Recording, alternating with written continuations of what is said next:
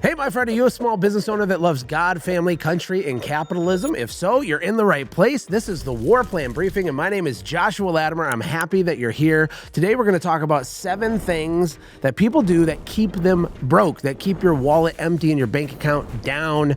That's not fun, right? I don't want that for you. I've been there many times. I don't know if you know this. Maybe you have no idea who I am, but in my early 20s, I filed bankruptcy. I joke that I have a bachelor's degree in pain and a master's degree in suffering. I have built and sold 4 different companies in different industries. I'm involved in a lot of things now. I don't have all the answers, but here's what I've learned on my journey. And it starts off with this. The old version of Josh 2 or 1.0, okay, is literally not the same person that I am right now. So if we call me now Josh 2.0 and the original Josh 1.0, the reality is for all of us is that we literally change who we literally are as we achieve different milestones in business or as a father or as a husband. Theoretically, you should be leveling up in all areas of your life as you go, right? That's the idea. There's this really cool book called The Alter Ego Effect. And I was at an event in Idaho a few weeks ago. The whole event was talking about this. And it's fascinating because when I first heard about the concept of this idea of an alter ego, of stepping into a different version of yourself, it changed my life literally. I had just sold my first company, my first real business, which was a window cleaning business in Michigan.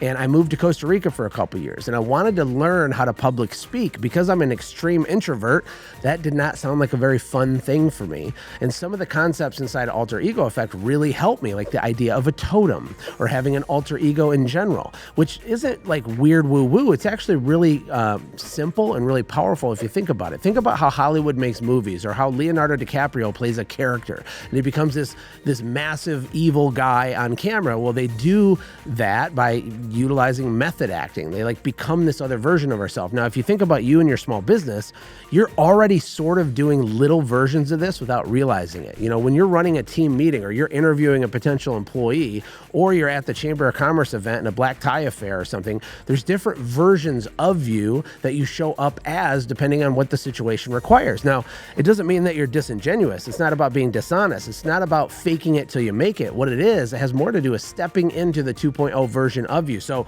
the 7 things that keep people broke, we're going to talk about them.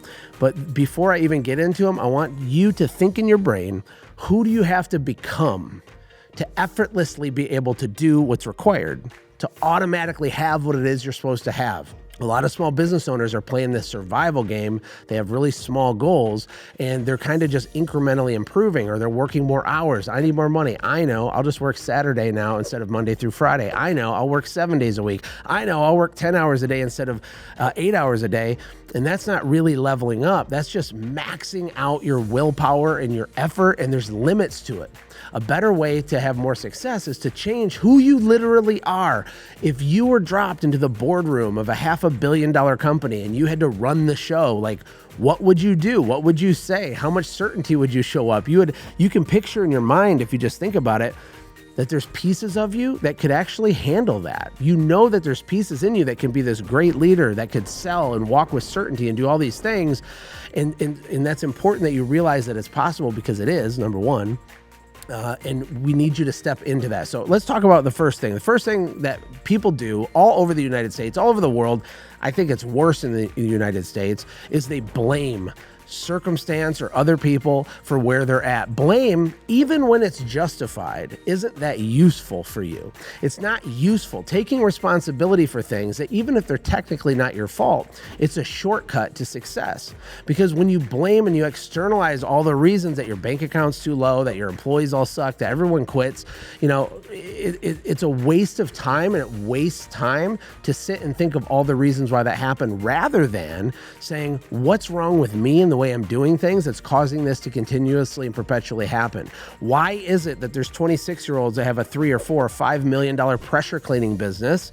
Shout out to Wesley in Atlanta, right? Why are there some people like that? And then I'm 52 years old and I'm doing $500,000 in revenue, barely squeaking by a living, and I'm only incrementally growing every year. Well, I already know the reason. It's because of you. It's because of beliefs you have, things that you do, habits you've developed, thought processes, and all these things that can can be improved if you stepped into the 2.0 version of yourself, but maybe you've trained yourself to blame. And you might do it subtly. You might do it quietly. You might not even realize that it's happening, but it's the little comments in your head. It's the little, oh, I knew that would happen. Or, the government, or it's Joe Biden, or it's some policy, or it's your market's different. In my market, people don't want to buy stuff. In my market, millennials don't want to work. Blame is a cataclysmic waste of time, and all of the high achievers I know personally, including myself, have killed that out of their life. I still wrestle with it. I still feel sorry for myself for a minute from time to time, but I've trained myself to not do that because it doesn't serve you. The second thing that keeps people broke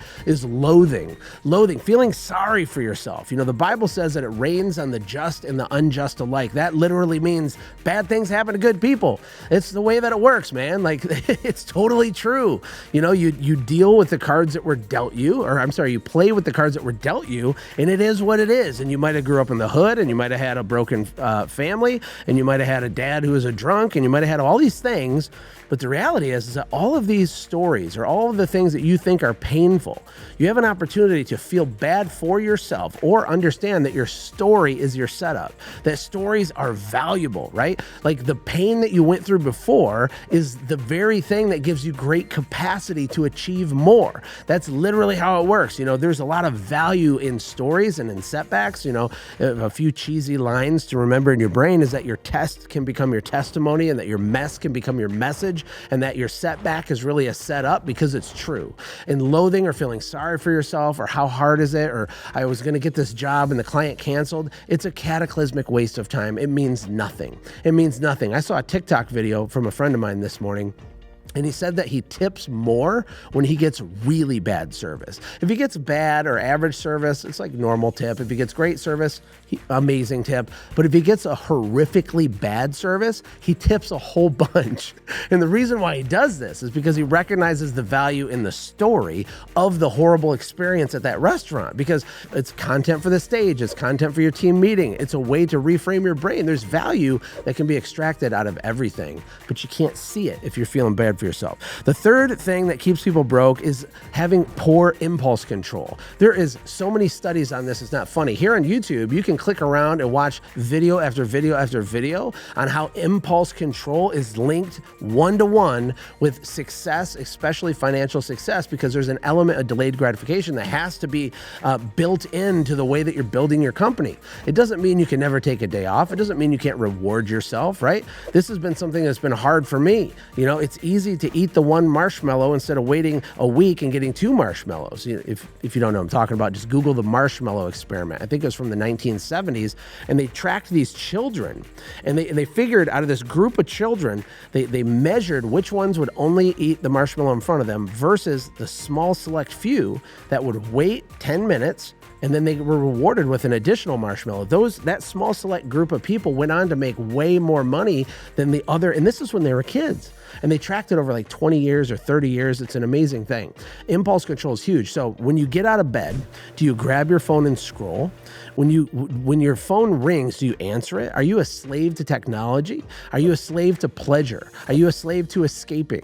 Are you doing things creature comfort wise that make it easier for you right now, which makes it a lot harder for you in the future? If you're doing these things, it's all correctable. It's all fixable. You don't have to be a genius. One of my favorite quotes is never meet your heroes, because everyone you look up to is painfully flawed, and they're disappointingly average, to be honest, but they don't blame others, they don't feel sorry for themselves, and they have better impulse control. These are not superpowers. You can do this week. You can do it this hour, starting right now.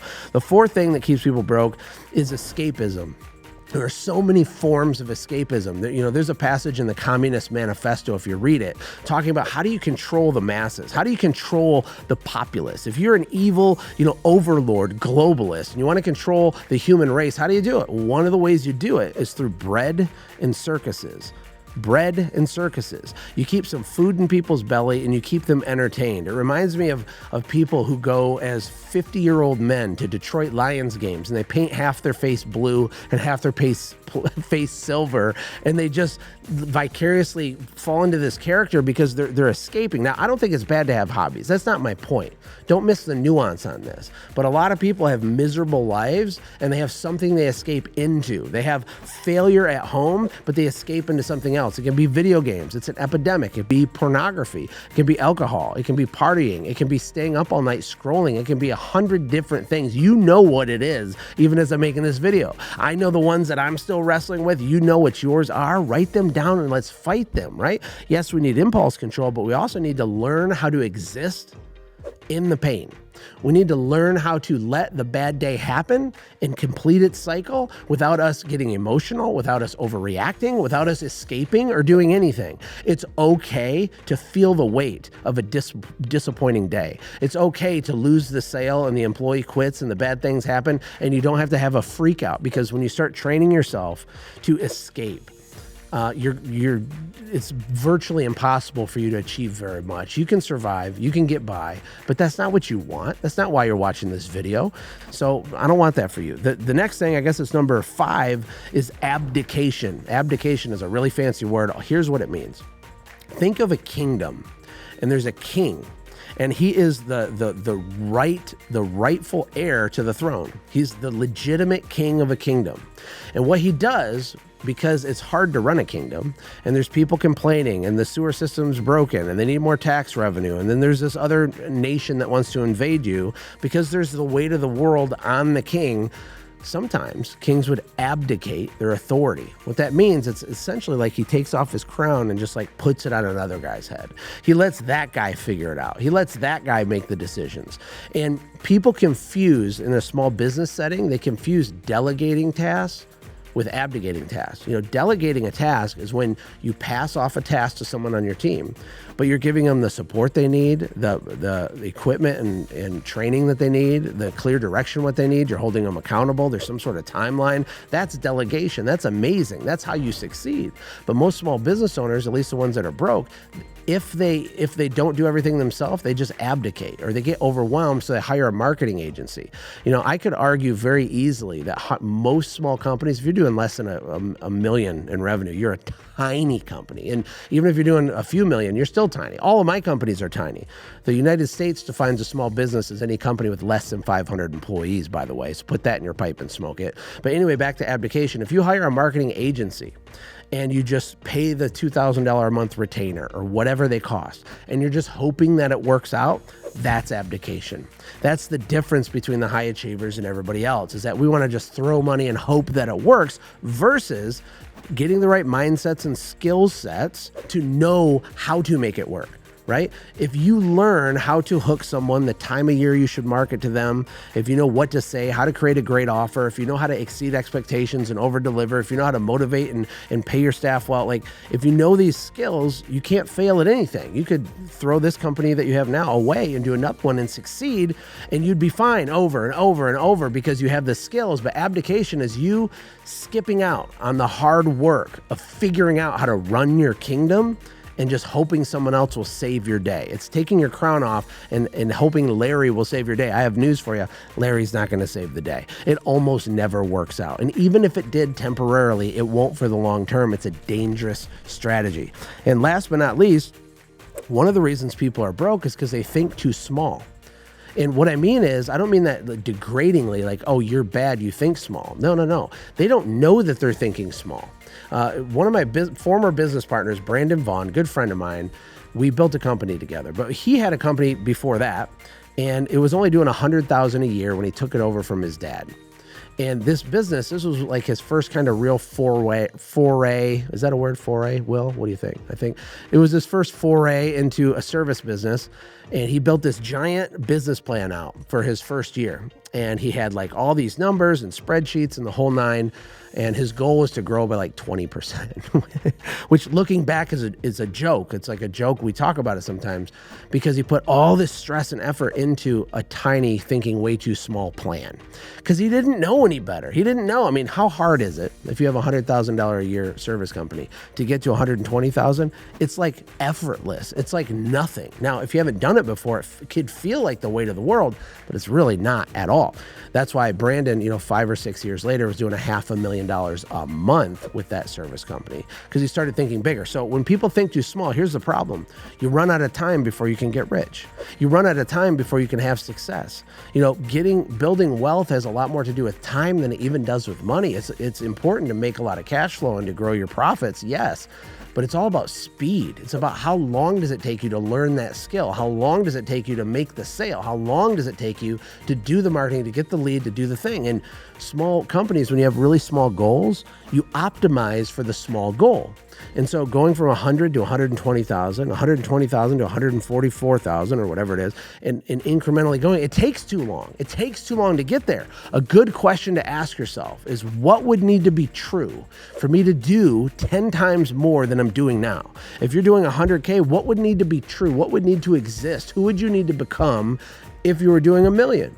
If your profit right now is 100,000 a year, and that's what you take home as your owner's benefit, what would need to be true about your company for you to take home $1 million in owner's benefit? Well, asking these bigger questions, by not thinking small, by thinking bigger, you get fundamentally different answers because your brain will go to work on the problem. And you won't be able to answer all the questions instantly, but it's a thought exercise that can change your life forever. If you do one thing on this list, start thinking bigger. Start daydreaming. Instead of saying, I can't do something, say, how could I do something? What would need to be true for this to happen for me? Because if you ask bigger questions, you get bigger answers. I hope that changes your life for the rest of your life. Look, I hope you're enjoying these videos. I hope you've subscribed and left a comment telling me your story. I want to meet you. What videos should I make in the future? Where are you struggling right now? Where do you see the economy heading? I'm curious your thoughts on that. Type it down below. It's me and my small team. We're going to reply personally. And that's it. Until next time, see you in the next video.